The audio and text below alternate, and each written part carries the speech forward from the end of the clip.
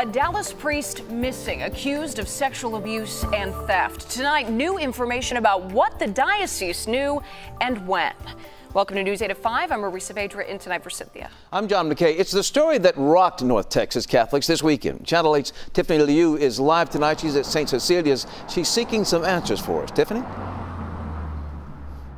Yeah, Marie, John, within the last hour, the Diocese of Dallas released this new statement to us. And in a nutshell, it describes why they waited 6 months to reveal the abuse allegation. It also reiterates and clarifies the fact that this priest was removed from the church long before any of these allegations were made. But still, people in the community are demanding answers.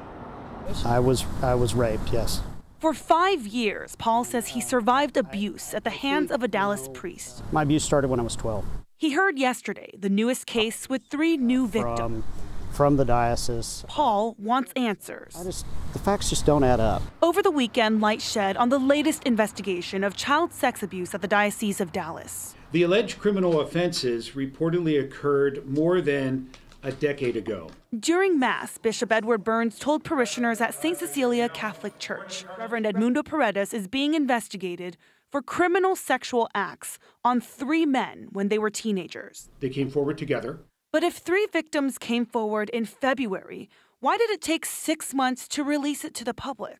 Some ask, well, is it because of the grand jury report in the Commonwealth of Pennsylvania that prompted the Diocese of Dallas to bring this information forward now? And the answer is yes. And today the bishop clarified for the victims' protection, they didn't notify the public about the investigation. But still, for victims like Paul, he wants to know more from the Dallas Police Department. Did they actually receive the allegation? Because I'd question whether or not they really did or not.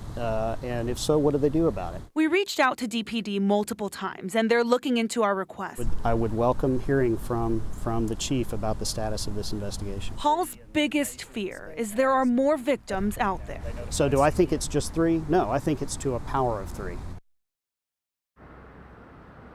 Of course, we're going to continue to ask the tough questions and get updates on this investigation. In the meantime, more victims are asked to step forward. Live in Dallas, Tiffany Liu, Channel 8 News. All right, Tiffany, thank you very much.